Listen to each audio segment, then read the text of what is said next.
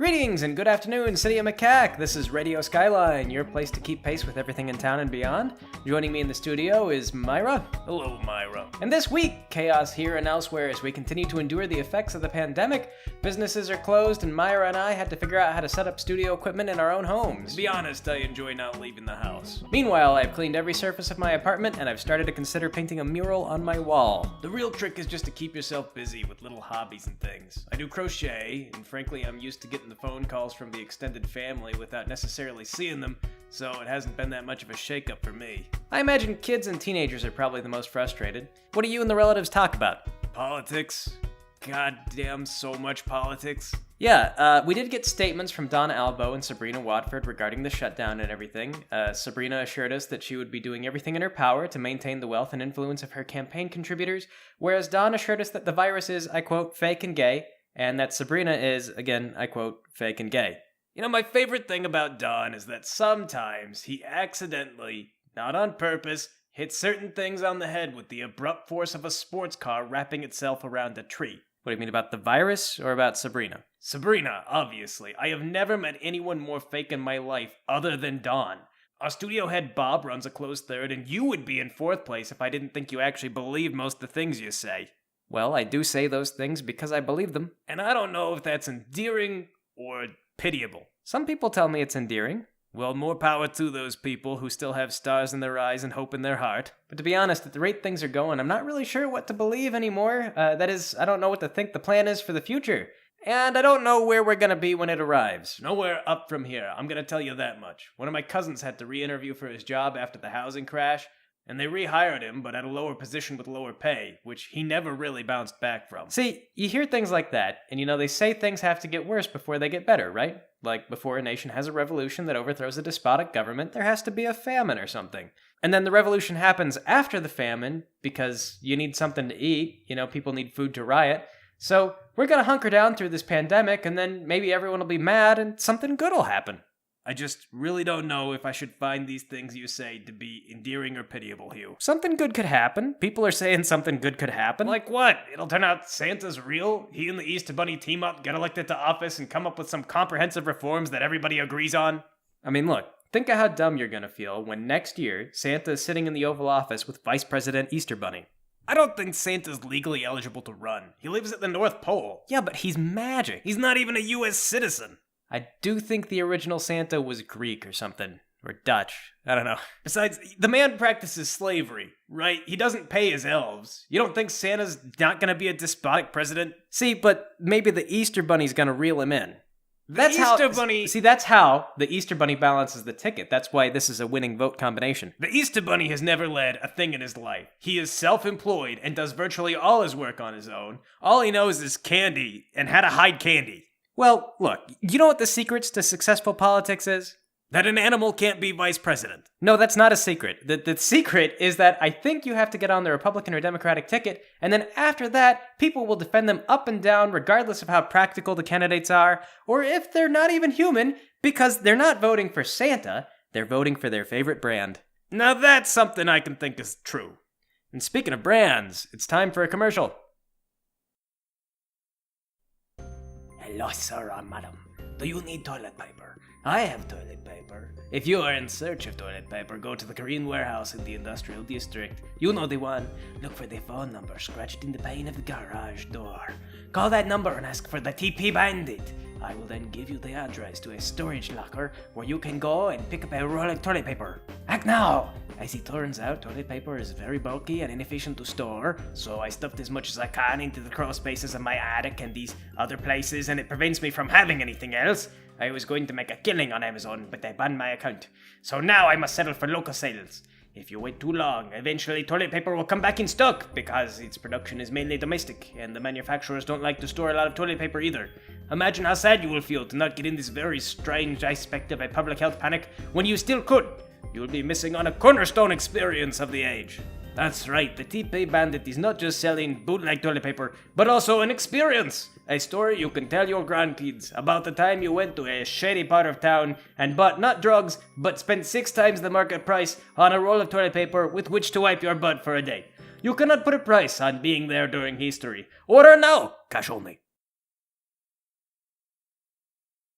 Well, I don't know what I expected. Aren't there food companies trying to advertise delivery or something? Apparently not with us, or they weren't paying as much as that guy. We're doomed. This is it. Not as a society, I mean as a radio program. You've been saying that this program is doomed since we got started. Yeah, well, it's only a matter of time. I just keep waiting for your big nipple slip moment, Hugh, when you finally do something so embarrassing that we never recover. I actually think that we are pretty well insulated against a nipple slip event. Which is why it's gonna happen. No, see, because as long as we can spin it into publicity, it all works out. I believe that is what people usually think just before they get banned from their platform. Well, I can't imagine what I would do that would get us canceled. Which is also something that people would say just before getting deplatformed, because you can't see what you would do. Well, how do we know that you're not going to be the one that gets us taken off the air? Well, what would I do? I don't know, but you see how this unfair shoe fits on the other foot. Now you gotta come up with something you do. Let's be honest. I think that Bob's probably gonna mismanage us to death before we do anything. Well, regardless, let's switch to some happy thoughts. You know what I've been hearing out the window since I've been home? There's that little bird that comes out around spring, and I hear it every year since I was a child, and just recently I'm starting to hear him sing again, which means it's springtime. Oh yeah? What kind of bird is it? I don't know. It's got a little 2-note song. It goes, wee-woo, wee-woo. I think that's a chickadee. A chickadee? Yeah, little 2-note song, bee-boo, bee-boo. That's a chickadee. Well, the chickadees are back, and I associate them with childhood memories. Well, good for them, and you. It means a lot to me, because I associate them with good weather and a lot of fun activities, so it really cheers me up to hear them outside.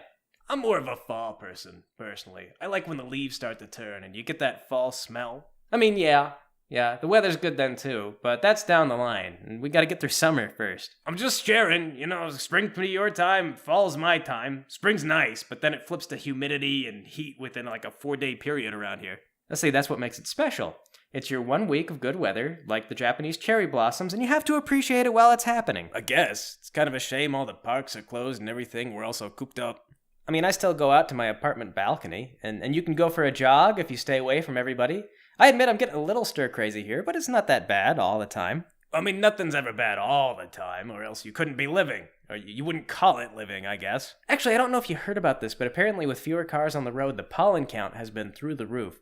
Asthma and allergy sufferers are having the worst hay fever in a generation. Yeah, and I've heard lots of wild animals are coming into the cities now, too. The monkeys in Nepal are starving and fighting with each other, and local rat populations are in a state of anarchy. I'll bet the pigeons are really hurting, too. Where do they find trash to eat? Honestly, I think a lot of cities would be happy to lose a few pigeons. Sure, like they say it's better for the buildings and statues and everything, but can you really have a city without a pigeon infestation? I just feel like a massive tidal wave of gray feathers lets you know that you've really made it. You're big. You're big enough to drown in pigeons. I don't think we're that big. We could be. Not at this rate, but how long will it take the pigeons to rebound? I'd give it like a month. I think that's about as long as it takes for a pigeon to fully grow up. A month? I don't know. I've never actually paid attention to how long it takes for the nest to hatch. Well, they're no chickadee. They're not like cute birds, but yeah. And speaking of things that ain't no chickadee, it's time for another commercial.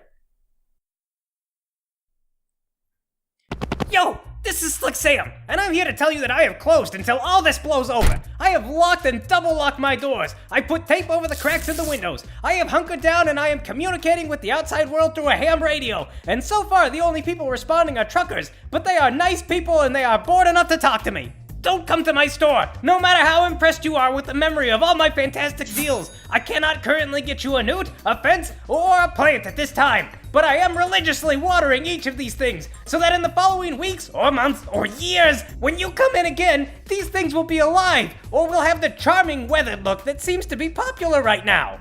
I am currently composing sonnets and painting pictures of my surroundings. Hit me up on my ham radio if you want to hear me describe these things in detail. I warn you, I am going to embellish the paintings and everything else. Nothing will really look as good as I'm gonna say it is, but if they're at least halfway decent, I may be selling them with my other items when I reopen. A special hello to my mailman, who has been dropping off food packages on the regular and is checking to make sure I haven't run out of oxygen. You hold a special place in my heart for your service, sir, and I will set aside my best painting for you. Stay safe out there, and if you are taking a less severe approach to social distancing, I envy you. But this is to become my life, and I will write a beautiful memoir of my experience. Slick Sam's! Slick Sam's. Do you think maybe he just bought the property his store's built on or something? Is that even allowed these days? I don't know. Maybe. I mean, I can't think of when it's done by individuals anymore, but maybe Sam doesn't pay rent. Maybe that's his secret. Because I have a hard time trying to figure out how else he stays in business. I don't know why, but I feel like an individual owning the land his business is built on would be illegal somehow. I mean, it's too expensive. How did he get the money to buy the land and the store, and then he had to spend money on inventory? I guess he's got to be loaded somehow. Maybe he owns a casino boat or something. I mean, if he did, you think he'd brag about it. Well, maybe he's not allowed to. Maybe it's one of those, we let you keep the business, but we won't let you manage or advertise it type of things. What if he's having an affair with a beautiful heiress that's paying his rent, and she just can't say no to her heart? Maybe he's having an affair with Mrs. Claus. That is going to be a national scandal when President Santa's in office. I'd like to say you're right, but honestly, I feel like I've grown numb to what a scandal actually is anymore. I think you'd have to barbecue and eat a live child on television, and even then, people might say the kid deserved it or something. Santa would never eat a child. You don't know what kind of man he'd be with power. He's very justice-oriented and focused on kids specifically. I'm telling you, you're asking for a disaster agenda and you just don't realize it yet. Well, be that as it may, I do realize it's time to wrap up our show. Stay safe and healthy, everyone. You've been listening to Radio Skyline. Shoot for the skies.